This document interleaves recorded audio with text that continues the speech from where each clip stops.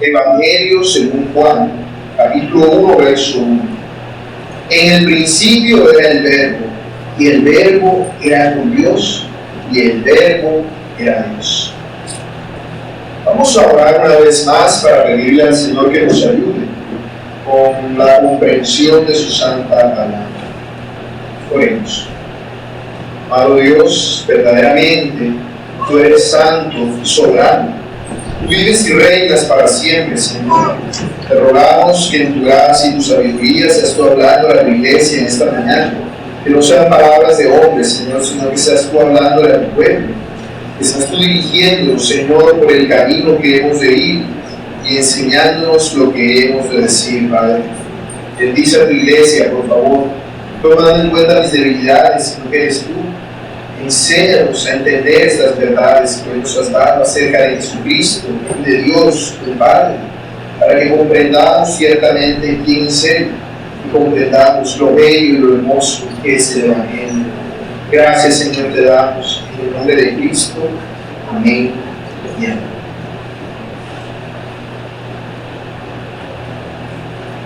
Imaginemos por un momento que nos hallamos como el apóstol Pablo en el libro de los Hechos, naufragando en un mar oscuro y tormentoso.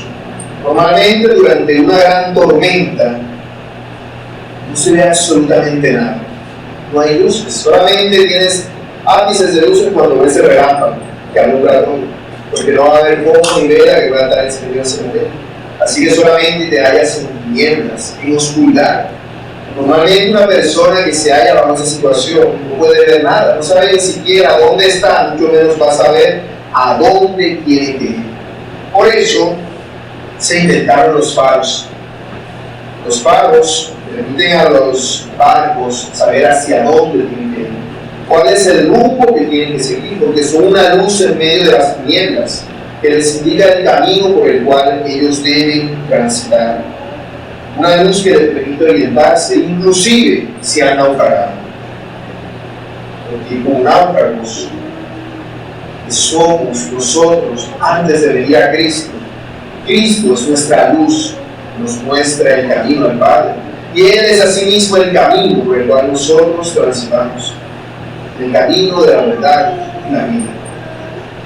Esa luz nos es manifestada a nosotros, o llega a nosotros a través de su palabra. Su palabra, mis hermanos, es la que nos permite comprender cuál es la voluntad de Dios. Así que, primero que todo, quisiera pedirle que me excusen si me extiendo un poco en la introducción del sermón, pero también hacer una introducción general a todo el libro, para que veamos cuál es la luz a través de la cual nosotros debemos entender este libro, este Evangelio que el Señor nos ha dado. Como ustedes saben, hay 4 evangelios: Mateo, Marcos, Lucas y Juan. Ustedes pueden preguntarme, hermano, si vamos a leer los evangelios, ¿por qué estudiar el evangelio de Juan? ¿Por qué no el de Mateo? ¿Qué va de primero? Bueno, entendamos primeramente que hay una razón que voy a decir al final de la introducción. Los 3 evangelios diferentes al Evangelio de Juan, Mateo, Marcos y Lucas, son conocidos como los Evangelios sinópticos, que vienen de una palabra griega que significa ver en conjunto, verlos todos en conjunto, no por separados, cosa que no aplica con el Evangelio según Juan. Este Evangelio tiene, si bien tiene similitudes con los otros 3, es un Evangelio que tiene algo que es diferente, ¿cierto? Hay cosas en este Evangelio que son muy diferentes a lo que vemos en los otros Evangelios. Los otros Evangelios tienen una mezcla entre narrativa y discursos del Señor Jesús. Pero en este Evangelio priman los discursos, priman y abunda la doctrina. Vemos que no hay un énfasis tan grande, aunque sí se da en la narración, sino más que todo en lo que el Señor Jesús enseñó. Por eso, a diferencia de los otros evangelios, en este evangelio no hay parábolas. No hay parábolas. Tampoco hay discursos acerca del fin del mundo. Tampoco hay narraciones acerca de liberaciones o sanidades. No las hay. No hay una lista acerca de los 12 apóstoles. Tampoco se nos habla acerca de la cena del Señor, en el momento en el que es instituida. Tampoco registra los acontecimientos iniciales, como el nacimiento del Señor, el bautismo con Juan el Bautista, o los acontecimientos, o algunos acontecimientos finales, como la venida del Señor en el Getsemaní, o su ascensión a los cielos, porque ese no es el foco de este evangelio. El autor de este evangelio sabía que sus oyentes originales ya conocían esos evangelios, ya sabían todas esas cosas, porque los otros evangelios hacía rato que habían sido escritos para cuando el evangelio de Juan fue escrito. Tenían tiempo de haber sido escritos, por eso él sabía acerca de todas estas cosas. Ahora, hay quienes dudan acerca de la inspiración de este evangelio. Personas que atacan fuertemente la inspiración sagrada del evangelio de Juan, porque hay pasajes que dicen que fueron añadidos más adelante. Los pasajes lo detallaremos cuando veamos esos pasajes en particular, como lo de la mujer adúltera o el final del evangelio. Son pasajes que claramente son atacados por algunos. Sin embargo, debemos estudiar el evangelio con la certeza de que todo el evangelio de Juan, al igual que toda la escritura, es inspirada por Dios. No podemos acercarnos a sea un solo versículo de la Biblia pensando que no es inspirado por Dios, porque eso nos traería a nosotros desconfianza en toda la escritura. Porque si yo dudo de uno de los pasajes de las escrituras, ¿cómo podré creer entonces en los otros pasajes? Supuestamente son para mi confianza. En 2 de Timoteo, hace unos meses ya, cuando estudiamos el capítulo 4, versículo 18, el apóstol Pablo dijo: y el Señor me librará de toda obra mala y me preservará para su reino celestial. Cuando vimos ese versículo, les decía que nos habla acerca de la perseverancia de los santos, pero que los santos no perseveran simplemente porque sí, sino que el Señor obra en sus vidas y los guarda y los preserva para que no pequen, para que no vivan una vida de pecado, para que el pecado en ellos vaya menguando. Por eso dice: me librará de toda obra mala. Y ahora yo pregunto, si el Señor nos guarda a nosotros de toda obra mala para preservarnos para su reino celestial, hará también lo mismo con el maná con el cual Él nos alimenta de su palabra. ¿Dejará el Señor que su palabra sea corrompida y tergiversada por los hombres y que llegue a nosotros una palabra corrupta? Pues todo lo que vimos en la segunda carta del apóstol Pablo a Timoteo y la primera también, era la necesidad de velar precisamente por eso, porque la palabra llegará intacta a las siguientes generaciones. Así que debemos tener la certeza de que, sin importar lo que digan muchos, el Señor ha preservado su palabra. Aunque haya estado escondida, el Señor la guarda. Nos permite que llegue a nosotros, tal cual permitió que llegara al rey Josías, cuando la palabra de Dios había sido erradicada y la encontraron en el templo, y se la leyeron y él se puso a llorar. Pueden leer en sus casas en 2 de Reyes capítulo 22. También, otro de los ataques que se hacen en este evangelio es sobre la identidad del autor. Nosotros leemos el pasaje y aquí arriba dice Juan, por evangelio se usa Juan, así que inmediatamente decimos: es el evangelio de Juan. Pero en todo el evangelio jamás se nos dice que el autor sea el apóstol Juan. Directamente no vemos que dice: yo, Juan, apóstol de Jesucristo. No dice así, como si vemos en las cartas del apóstol Pablo. Pero esto no es una razón para dudar de la autoridad del apóstol, precisamente porque ninguno de los evangelios dice dentro de su propio evangelio quién es el autor. Ninguno de los 4 evangelios. Mateo dice: y este evangelio fue escrito por Mateo, o este por Marcos. No lo dice. Así que eso no es una razón para dudar de la autoría de los evangelios. De hecho, algo que debemos tener presente, para que estoy poniéndolo en contexto con todo el libro, es que cuando se escribió este libro, este evangelio, este 4 evangelio, además de los 3 evangelios, otros 3 evangelios que tenemos en la Biblia, había varios evangelios ya. Ciertos grupos que estaban rebelándose contra la palabra de Dios habían empezado a escribir sus propios evangelios. Había cosas que no les gustaban, pero para que les creyeran a la gente. Por ejemplo, si yo voy a decir: esto no me gusta aquí en la Biblia, que yo escribo esto, voy a escribir ahora mi evangelio, voy a poner el evangelio según. No, pero si le pongo San Juan, nadie me va a prestar atención. Voy a poner evangelio según Jesucristo.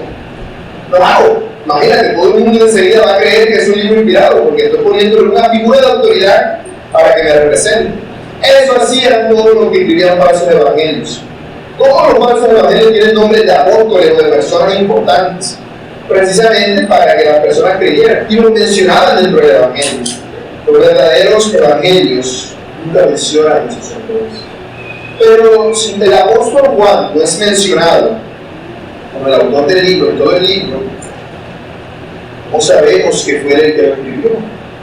Bueno, en el Evangelio, en el capítulo 21, versículo 20, se nos dice que el autor se identifica a sí mismo como el discípulo a quien amaba Jesús.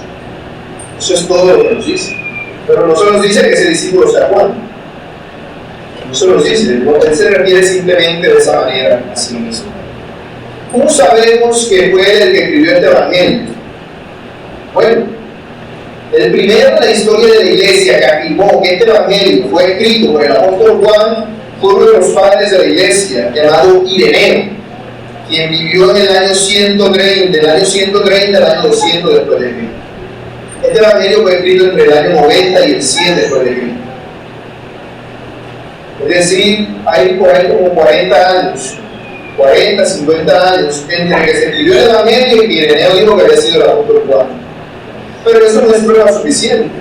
Pero, ¿saben qué sí recalca este hecho de que tenga algo que ver con la autoría del apóstol Juan, el hecho de que Ireneo lo diga?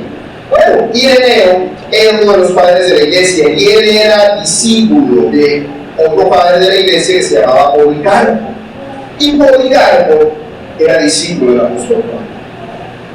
Es decir, que Ireneo era, por así decirlo, el miembro espiritual del apóstol Juan. Si él decía que el apóstol Juan había escrito este evangelio, nadie lo vio. Por eso es que en toda la Biblia aparece el evangelio según San Juan o según Juan. Precisamente por lo mismo. Pero esas son pruebas externas. ¿Qué pruebas encontramos nosotros en el mismo evangelio que nos deja entender de que fue Juan el que lo escribió?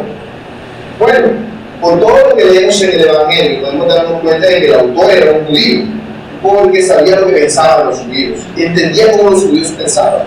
También podemos entender que era un judío que vivía en la región de Judea, porque conocía detalles acerca de la región, los nombres de los pueblos, los nombres de determinados lugares. Además, el autor dice haber sido testigo ocular de todo lo que estaba ocurriendo. Él se presenta a sí mismo como uno que vio todo lo que él está escribiendo.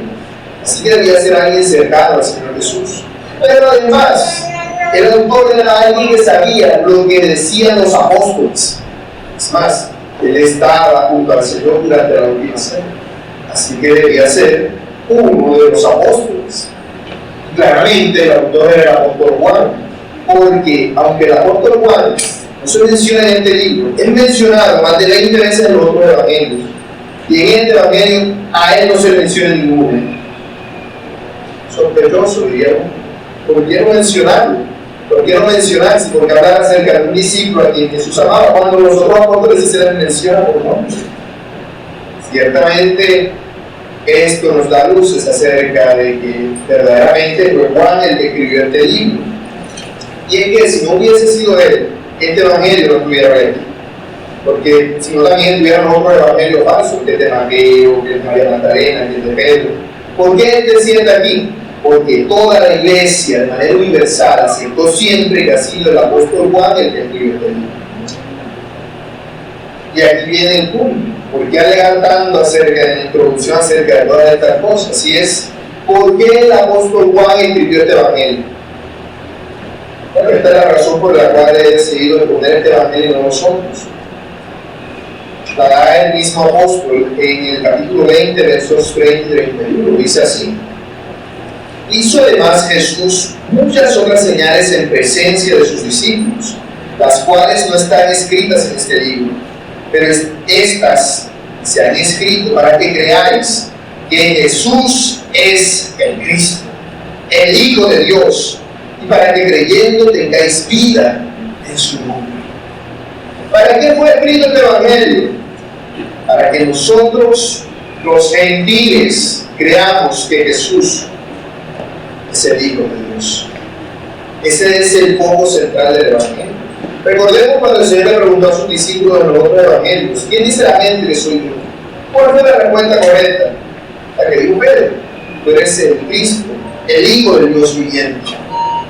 Vemos que el Señor Jesús dice que esa es la roca sobre la cual está cimentada la iglesia. La roca no es Pedro, la roca es la afirmación que dio Pedro de que Jesús es el Cristo. Ese es el corazón del Evangelio. Por lo tanto, si queremos estudiar el Evangelio y entender la plenitud del Evangelio, debemos entender esto: Jesús es el Cristo. Y debemos estudiar esto a cabalidad, de tal manera que nosotros lo creamos. Porque recordemos lo que vimos el domingo anterior. ¿Cuál es el problema que es común a todos los hombres? Decimos en nuestro corazón: no hay Dios. Eso dice el necio. Eso es un necio. La palabra nos dice que la necedad está ligada al corazón del muchacho. Es decir, desde que nacemos con esa idea en nuestro corazón. No es nuestra razón. En nuestra razón, no, cualquier persona puede decir que yo creo en Dios, pero con sus hechos demuestra que de corazón no cree. No cree que hay un Dios. Porque si el borracho creyera que hay un Dios, es un borrachera. Si el asesino creyera que Dios existe, no mataría a otro. Si el que se suicida creyera que no existe Dios, creyera que Dios existe, no se suicidaría, ¿cierto? Todos nacemos con ese problema. Desde el nacimiento. Nuestras acciones y nuestra lucha a día de hoy sigue siendo eso. Creemos en Dios, pero hay momentos en los que dudamos en sus acciones. Por eso pecamos. Por eso pecamos. Precisamente para que creamos que Jesús es el Hijo de Dios. Para que tengamos vida en su nombre. Es que vamos a estudiar este Evangelio. Y ese es el punto, la lupa a través de la cual debemos considerar todas las predicaciones con las cuales vamos a ver en este Evangelio. Jesús es el Hijo de Dios. Por eso, a este sermón le he puesto por nombre. Bueno, aquí me refiero a lo que dice el versículo: el Verbo es Dios. Y lo explicaré en dos puntos. Primero, la identidad del Verbo. Segundo, la relación entre el Verbo y Dios.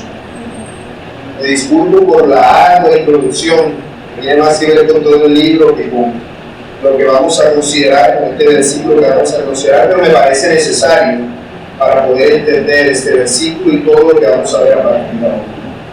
Veamos el primer punto: la identidad del Verbo. Dice el verso: en el principio era el Verbo. ¿Qué quiere decir eso? ¿Por qué el apóstol Juan no inicia su evangelio diciendo: había una vez un hombre de Galilea que se llamaba José, o una mujer que era de Belén que se llamaba María? ¿Por qué no empieza hablando de un ángel? ¿Por qué empieza hablando de esta manera? ¿Por qué nos habla del principio? ¿Por qué no empieza contándonos el inicio de la vida de Jesús? Bueno, eso ya ha sido dicho en los otros evangelios. El apóstol Juan lo sabía. Sus receptores o destinatarios originales no eran todos judíos, de hecho eran en su mayoría gentiles. Este evangelio fue escrito por el apóstol Juan cuando él se encontraba en la iglesia de Éfeso, mucho tiempo después de que Timoteo ya estaba ahí. Estamos hablando de 20 o 30 años después de lo que último que vimos en la segunda carta del apóstol Pablo a Timoteo. En ese entonces la cultura griega era lo que más abundaba, y la filosofía estaba en pleno auge. Estaba empezando a surgir entre muchos cristianos un movimiento que más adelante sería conocido como gnosticismo, que negaba la idea de que Jesucristo había venido en carne. Y esto lo habían sacado de mezclar la fe cristiana con la filosofía griega. Y entre la filosofía griega hay un concepto que es prioritario para ellos: el concepto del logos, o la palabra, o el verbo. Por eso el apóstol Juan, aquí vemos que él hace alusión al logos, al cual ya sus oyentes griegos, en su mayoría, si habían judíos, pero eran unos pocos, en su mayoría los griegos aceptaban el verbo como un concepto supremo, un concepto excelente. Y aquí el apóstol Juan está enlazando con las Escrituras. Porque ¿cómo empiezan las Escrituras? En el principio. Así se llama el primer libro de la Biblia en su libro original. Nosotros por la traducción griega tenemos Génesis, que quiere decir los orígenes. Pero en el idioma hebreo, el idioma original del Antiguo Testamento, es Bereshit, que quiere decir en el principio. En el principio creó Dios los cielos y la tierra. Y aquí vemos cómo el apóstol Juan está igualando al verbo con Dios. Está diciendo que cuando todo empezó, ya el logos o el verbo existía. Él dice el Salmo 90, verso 2: antes que naciesen los montes y formases la tierra y el mundo, desde el siglo y hasta el siglo, tú eres Dios. Si Dios siempre ha existido, al decir esto, el apóstol está diciendo que el verbo siempre existió. Porque en Génesis se nos dice: en el principio creó Dios, o sea, ya Dios existía.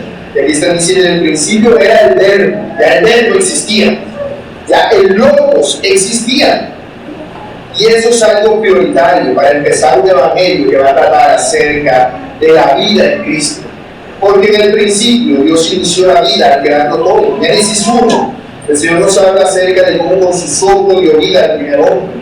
Y en este evangelio se nos habla acerca de cómo nosotros los creyentes recibimos vida en Cristo Jesús, creyendo en su nombre. Por eso es que Él alude a este hecho, alude al origen mismo del evangelio. El logos es antes de todo. El logos tiene en este primer verso nada más cualidades de Dios. Vemos que hay una cualidad de Dios en ese primer verso que se nos es primer inicio del verso, que se nos es atribuida al logos, y es que Él era eterno. El logos no tiene principio. Es lo que le está diciendo Juan cuando dice que en el principio era el verbo. Le está diciendo: el logos es eterno. Y esto lo sabemos por la palabra que utiliza. Él dice era. Esa palabra en muchas otras partes de la Biblia y aún en este evangelio se ha traducido de dos formas, de dos palabras.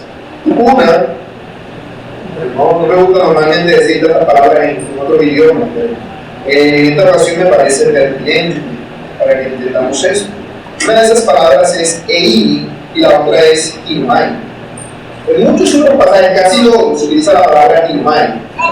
Cuando vemos era, quiere decir kinomai. Kinomai, en el idioma original, transmite la idea de algo que no era, pero que empezó a ser. Mientras que eimi es una palabra que transmite la idea de algo que ya era y que sigue siendo. Por eso cuando él dice: en el principio era el verbo, está diciendo: en el principio el verbo existía y siguió siendo el verbo. Él no llegó a ser, sino que siempre ha sido. Esa es una continua existencia de todas las cosas, desde siempre. Siempre ha estado el verbo, él nunca llegó a ser. Es precisamente entender esto lo que nos puede llevar a nosotros a darnos cuenta de algunos errores que algunas sectas o los testigos de Jehová utilizan para tergiversar lo que es al final del versículo. Por eso es que aparece la palabra era. En el principio era el verbo, y el verbo era con Dios, y el verbo era Dios. Las tres veces que aparece esa palabra es eimi. Es decir, ya antes era y sigue siendo. Eso es lo que la palabra quiere decir. Ahora, él nos está hablando acerca del verbo. Ya les he dicho, el verbo es un concepto que está muy metido, por así decirlo, en la mente de todos los griegos. El verbo era algo en lo cual todo el mundo pensaba. Porque si bien la mayoría de la gente común no estudiaba filosofía, que se sabía todos esos conceptos, sí escuchaban a los filósofos. A los griegos les encantaba escuchar las nuevas doctrinas. Ellos iban a lugares como por ejemplo el Areópago, en el cual los filósofos se reunían a debatir sus debates, para la redundancia, acerca de cuestiones filosóficas. Y la gente normal, aunque no debatía este tipo de cosas, sí estaba atento. Si algo les iba quedando acerca de todo eso que ellos decían. Y algo que les quedaba a todos era el concepto de logos. Era algo común. Cualquiera que haya estudiado filosofía ha escuchado acerca de eso, el logos, o el verbo, o la palabra. Así como aparece traducido en muchos de todos libros filosóficos. Era algo común para la gente. De pronto la gente no entendía todas las implicaciones que tenía la palabra el verbo, pero sí entendían que era algo primordial, que era una fuerza. Para ellos no era un ser, era más como una fuerza esencial de todas las cosas. Y aquí el apóstol Juan le está dando forma a esa fuerza en sus mentes. Es decir, él está tomando un preconcepto que ya todo el mundo tenía, lo está enderezando. Dice, esto está torcido. ¿Cómo así que forma? ¿Cómo así que fuerza? Vamos a enderezar este concepto. Y eso no es algo extraño ni ajeno a las Escrituras. Quiero que me acompañen al libro de Hechos, capítulo 17, versos 22 y 23. Veamos un caso en el cual el apóstol Pablo hace algo similar, como un concepto que ya la gente tenía y lo empieza a enderezar.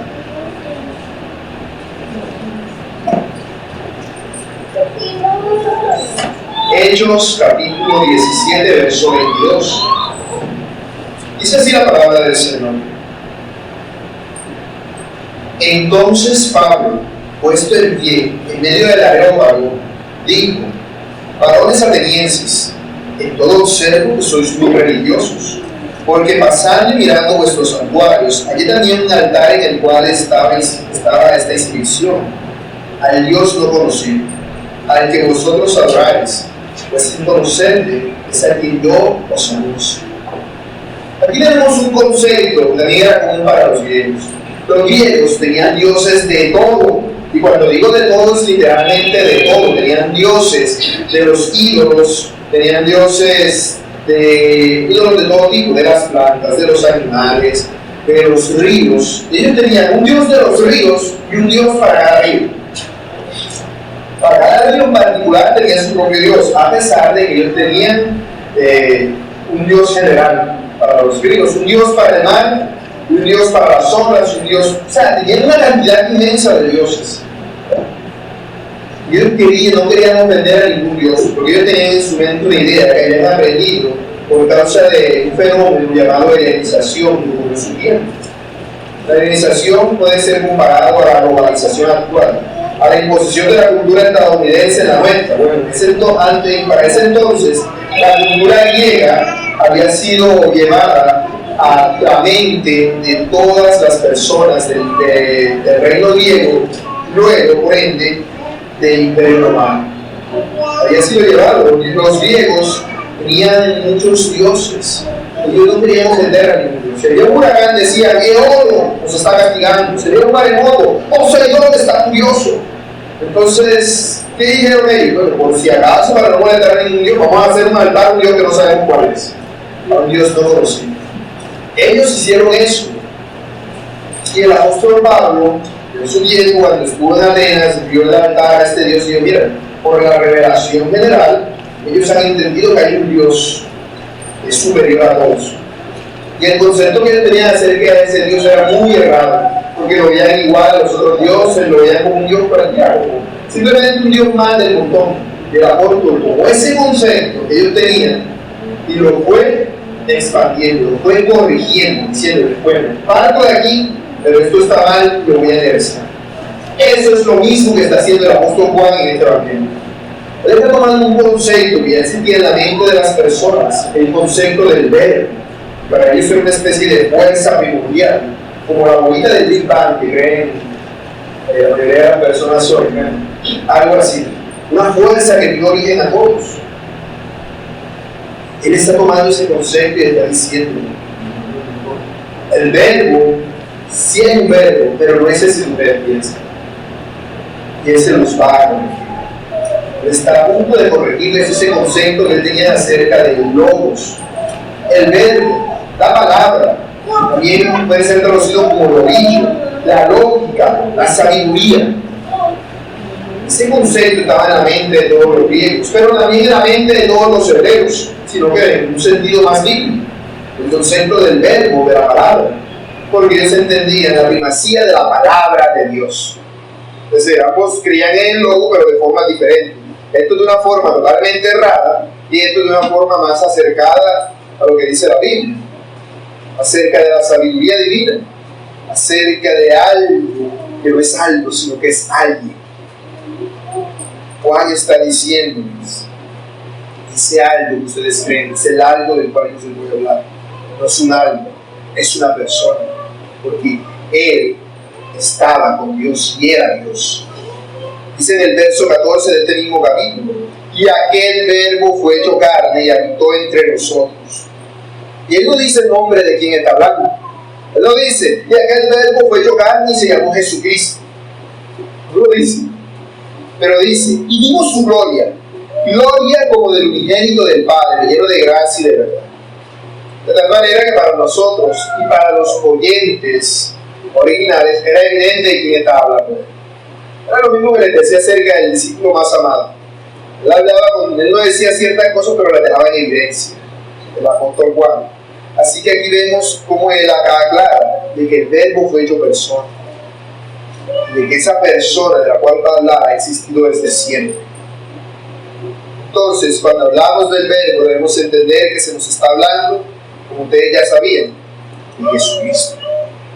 Él es la palabra de Dios hecho hombre. Segundo punto, la relación entre el verbo y Dios. Vemos que el apóstol Juan sigue diciendo que el verbo era con Dios. También aquí consideramos, yo no voy a decir palabras en griego, pero sí consideremos que la palabra original en griego alude al hecho de era con Dios, a con, es la misma palabra de la cual viene nuestra palabra para comunión. El verbo estaba en comunión con Dios. Estaban unidos. Estaba con Dios. Por eso otras versiones de la Biblia dicen y la palabra estaba con Dios. Otras versiones que utilizan unos términos más actuales. Cuando dice que tenían comunión, es lo que nos está pintando es a dos seres pensantes capaces de hablar entre ellos, de comunicarse entre ellos, pero no solamente de comunicarse, sino de tener una relación íntima, de ser cercanos a un punto extremo, más allá de lo que nosotros entendemos. Como un hombre y una mujer que están casados, que a veces nada más se miran y ya saben lo que está pensando el cónyuge, o cuando hace un gesto o hace una mueca que ya entiende, porque hay una relación tan cercana entre ellos, nada más con una mirada ya se dicen un montón de cosas. De igual manera, la relación del verbo con Dios es tal que excede eso una cantidad infinita de veces. Una relación tal que sus pensamientos son iguales. Lo que está haciendo es igualando al verbo con Dios y diciendo que cuando todo empezó, Dios no estaba solo. El verbo y Dios estaban allí y tenían una relación personal de padre e hijo, una relación íntima, una relación absoluta, una relación que escapa a lo que nosotros podemos imaginar. El ejemplo que le puse del esposo y la esposa no tiene punto de comparación. Eso es como comparar el sentimiento con el infinito. Pero es para que más o menos miramos por dónde va la cosa. Es algo totalmente extremo. Dice en Juan capítulo 17, verso 5, dice el Señor Jesús: ahora pues, Padre, glorifícame tú al lado tuyo con aquella gloria que tuve contigo antes que el mundo fuese. Esa es una idea que prima en todo el Evangelio. Y se cree que si el apóstol Juan hacía ese tipo de referencia es porque eso ya estaba en duda en ese tiempo, de la preexistencia eterna de Cristo, precisamente por el que ya estaban empezando a surgir estas doctrinas gnósticas que tergiversaban las enseñanzas cristianas. Dice que el Señor Jesús, antes que el mundo fuese, ellos tenían una relación íntima absoluta, total. Ahora, cuando dice que era con Dios, y al ponerlos así, está diciendo eran dos seres pensantes diferentes, a pesar de que estaban en unidad, de que en el principio solamente estaba Dios. Solamente estaba Dios, pero había dos seres pensantes, dos personas, dos entidades personales, estaban juntas en comunión cuando todo estaba. Ellos tenían una relación más cercana que la que nosotros tenemos cara a cara. Ellos eran uno, y lo siguen siendo. Por eso era, se los dije, Era antes y sigue siendo. Es lo que el apóstol está diciendo. Era con Dios. No quiere decir que antes de que todo el mundo fuese tenía una comunión perfecta y que esa comunión dejó de ser. No, le está diciendo, esa comunión está y sigue estando. Y sigue estando. Juan 17:21. Para que todos sean uno, como tú, oh Padre, en mí y yo en ti. Que también ellos sean uno en nosotros, para que el mundo crea que tú me enviaste. El Señor Jesús y el Padre son uno. Son uno. Y Él está diciendo, como era antes. No, antes tenía una gloria de la cual se despojó al humillarse, al hacerse hombre. Cierta gloria. Pero ellos siempre han sido uno. Uno. Esa unidad se mantuvo y se ha mantenido y se mantendrá eternamente. Primera de Juan, capítulo 1, verso 3 dice, el apóstol allá, lo que hemos visto y oído, eso os anunciamos, para que también vosotros tengáis comunión con nosotros, y nuestra comunión verdaderamente es con el Padre y con su Hijo, Jesucristo. ¿Por qué Juan quiere establecer este sentido de comunión entre el Padre y el Hijo desde el principio? Porque Él quiere que nosotros como creyentes lleguemos a desarrollar una comunión semejante. Quizás no en el sentido de absolutamente igual, pero sí que tengamos comunión. Que seamos como un mismo cuerpo, una misma esencia.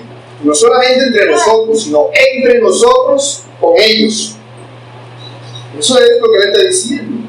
Para que junto con ellos tengamos comunión.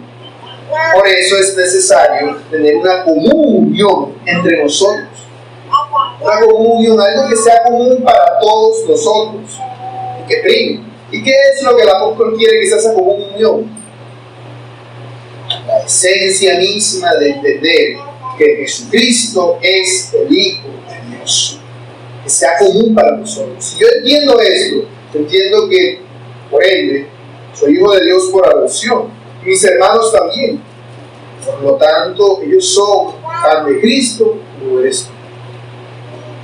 Somos uno en Cristo. Somos uno en Cristo. Porque nosotros hemos sido llamados a reflejar la gloria de aquel que nos llamó. Y Juan está diciendo, su gloria es así. Los dos son uno. Los dos son uno. Y nosotros, por medio del tercero que no ha sido mencionado, somos parte también de aquellos dos. Somos uno en Cristo Jesús. Por eso, esto es el mayor gozo que puede haber. Cuando Juan está diciendo que nosotros tengamos comunión unos con otros, y con el Padre y con el Hijo, está diciendo, porque solamente así vamos a ser felices. Nuestro gozo va a ser completo. Son ideas que hay a lo largo de todo el Evangelio según Juan, para que nuestro gozo sea completo, viviendo en el nombre de su Hijo, creyendo que Él es el Hijo de Dios, para que seamos felices. Precisamente para hacer esto es que el Señor Jesús se despojó de esa gloria que Él tenía, tomando forma de siervo, hecho semejante a los hombres, y se humilló a sí mismo, haciéndose obediente hasta la muerte y muerte de cruz. Dice en Filipenses 2:7 y 8. Precisamente por ello, para que nosotros pudiéramos llegar a tener comunión con ellos, porque en nuestro pecado no podemos hacerlo, porque nos encontramos destituidos de la gloria de Dios. Debemos ser restituidos a esa gloria. Para eso es necesario que uno de aquellos venga a darnos esa comunión. Es necesario que aquel que lo tenga venga a darnos, porque nosotros nunca vamos a poseer algo que no tenemos. La gloria es de Él y es necesario que Él nos dé esa gloria, para que nosotros podamos ser uno en Él. Por eso el momento que nosotros podemos ver en la Escritura, que es el más doloroso para el Señor Jesús, ¿cuál es? Cuando está en la cruz y grita, Elí, Elí, lama sabactani. Esto es, Dios mío, ¿por qué me has desamparado? Ese es el momento más doloroso que nosotros vemos para el Señor Jesús. Cuando la felicidad absoluta parece no estar. Pero el asunto es que Juan va mucho más allá. Él dice, ellos dos, el Padre y el Hijo, tienen comunión. Pero no solamente tienen comunión, son una misma esencia. En el principio era el Verbo, y el Verbo era uno con Dios, y el Verbo era Dios. El Verbo era Dios. Esas palabras son la declaración más clara y directa que existe en toda la Biblia acerca de que Jesucristo es uno con Dios. Porque textualmente lo está diciendo. Textualmente lo está diciendo de una manera sencilla, clara y precisa. Jesucristo es Dios. Y aquellos que quieren tergiversar eso tienen que inventar un montón de locuras totalmente rebuscadas para decir lo contrario. Por ejemplo, dice, era Dios. Entonces dice, no, pero aquí faltó un artículo. Es decir, era el Dios, era a Dios, era un Dios. Algo así, hay que añadírselo. Porque como no está en la Sagrada y en lo original, hay que añadírselo para que para ellos tenga sentido. Porque es eso, añadirle. Porque el verbo no está diciendo eso. No está diciendo que eran dos en comunión, pero eran dos dioses. No. Está diciendo, era Dios, era una misma esencia, los dos que tenían comunión. Él está diciendo, el verbo, no está diciendo solamente, el verbo es eterno, como decir, tiene cualidades divinas. Porque algunas Biblias mal traducidas dicen que el verbo era divino. Decir que el verbo era divino era decir, el verbo tenía cualidades de Dios, o tenía atributos de Dios, mas no igualarlo con Dios. O sea, nada más cambiarle un poquitico el sentido, agregarle una palabrita, como dice los testigos de Jehová, el verbo era un Dios, agregándole algo que ahí no dice, porque bueno, eso como que no tiene sentido, ¿cómo así que era Dios? Se le agregan el uno, o este tipo de tergiversaciones. Es algo muy rebuscado, porque literalmente es más que evidente de que Jesucristo es Dios. Nosotros tenemos muchos ejemplos en la Biblia y aún en este mismo Evangelio de que es así. Aquí se nos dice textualmente, pero a lo largo del Evangelio Juan no deja de remarcar. Por ejemplo, leamos un momento de Éxodo 3:14.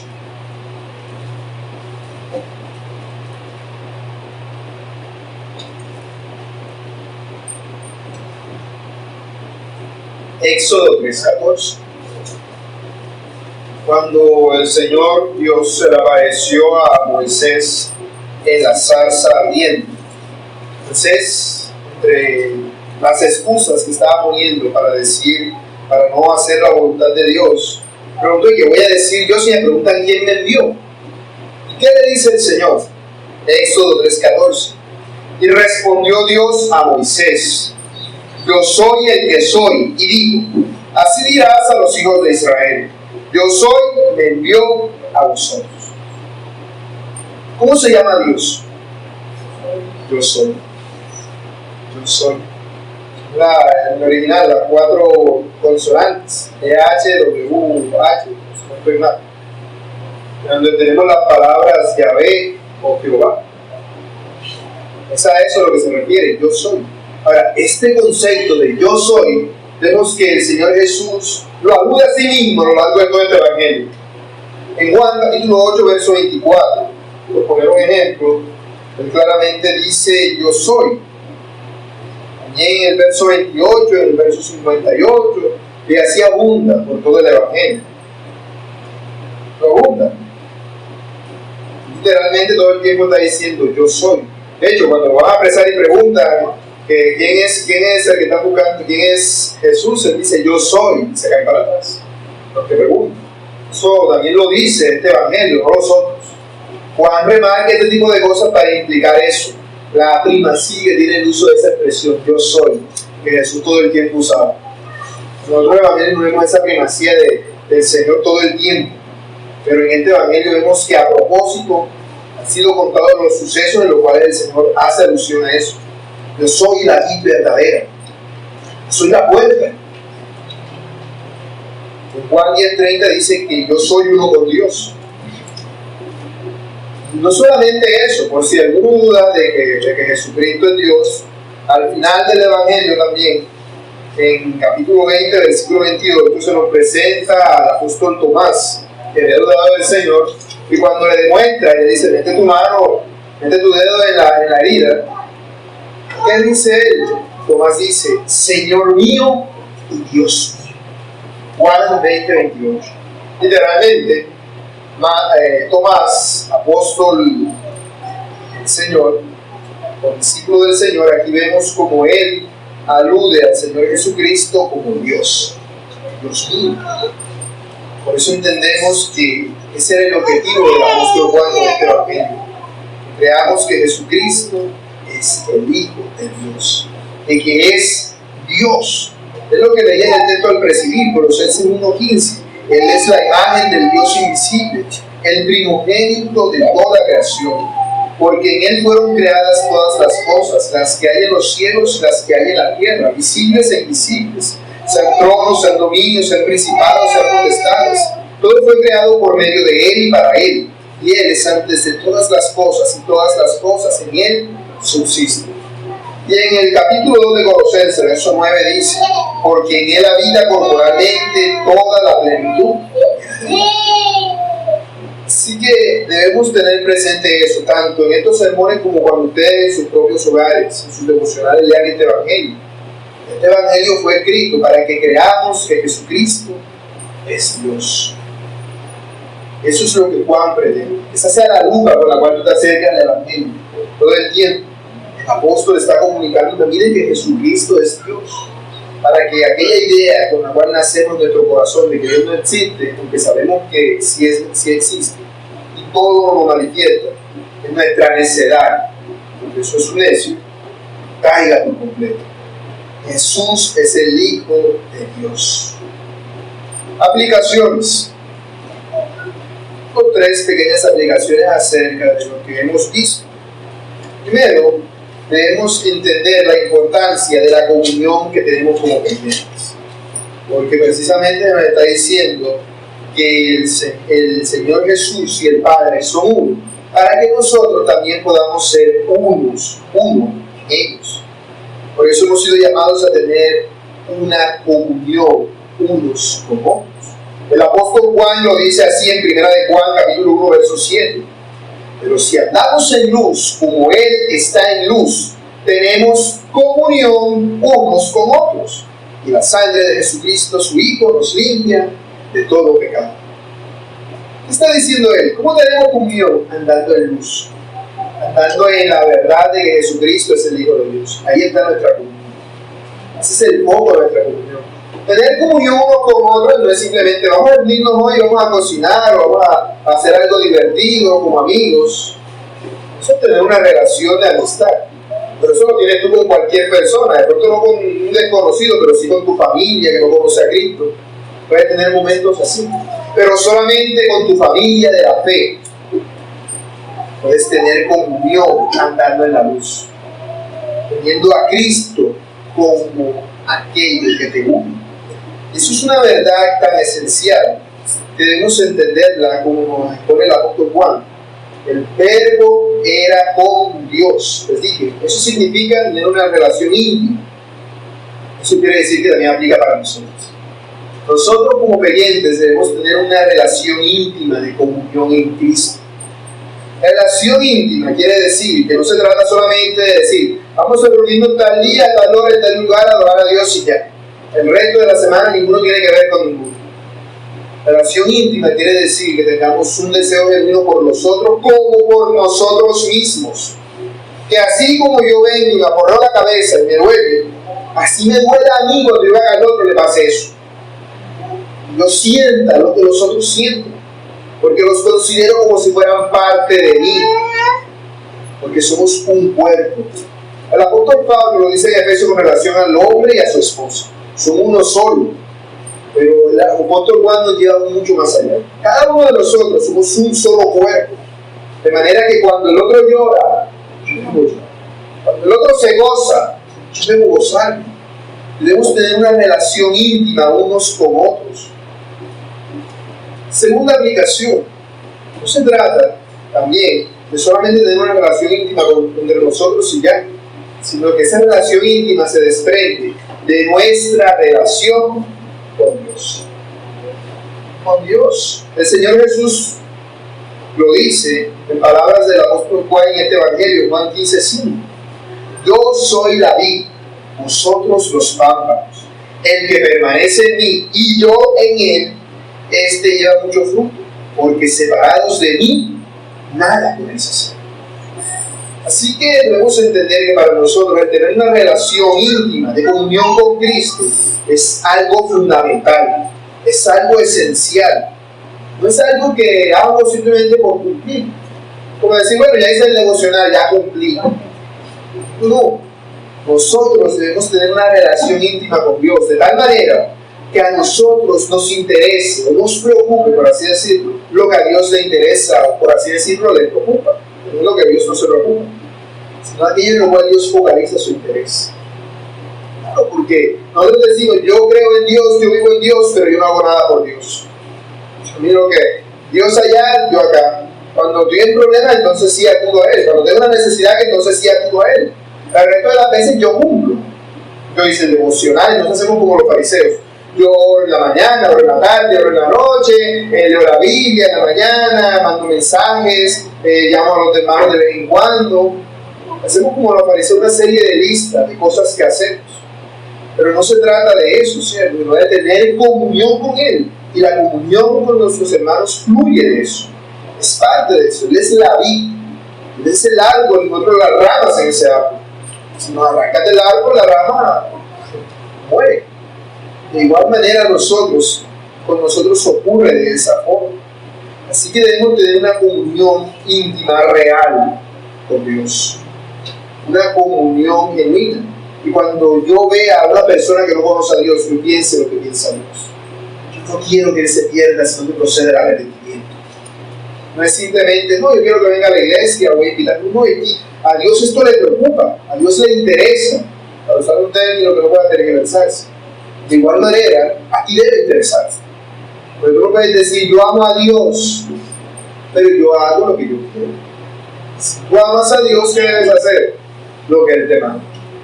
El Señor Jesús lo dice en boca del apóstol Juan en este evangelio. Si me amáis, guardad mis mandamientos.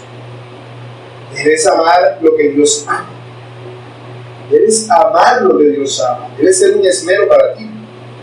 Y debemos analizarnos a nosotros mismos y ver qué estamos haciendo nosotros para Dios. De qué manera estamos alineando nuestros pensamientos a los pensamientos de Dios.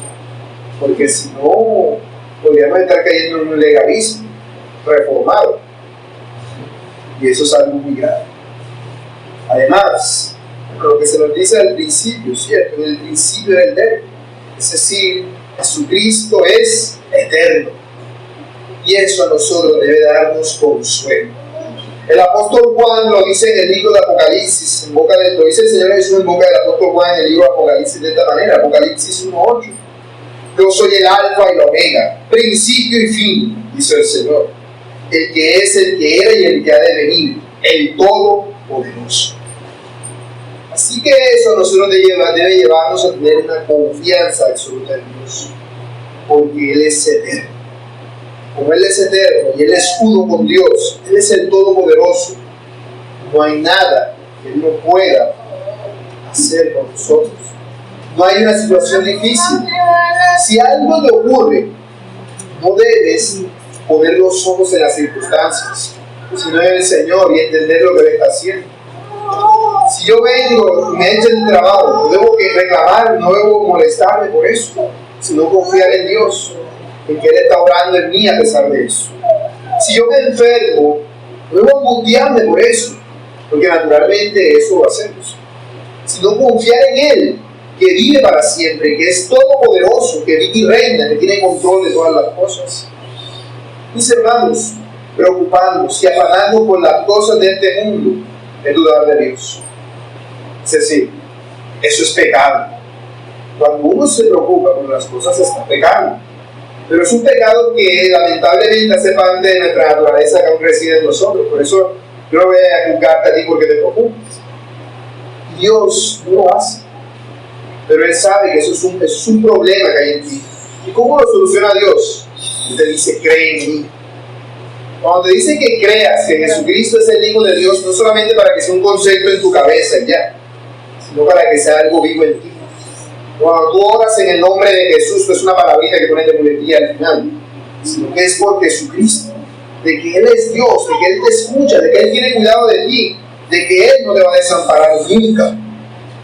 Por eso Él no te dice, no te preocupes porque es pecado, sino que te dice, confía en mí, porque confiando en Él la preocupación no va a existir. Entonces te dice, cuando sientas la preocupación, confía en mí, confía en mí, confía en mí. Acércate a Dios, porque si lo haces porque Él verdaderamente te está acercando. Ten una relación de comunión íntima con Él. Esa relación se va a ver reflejada en tu relación con tus hermanos.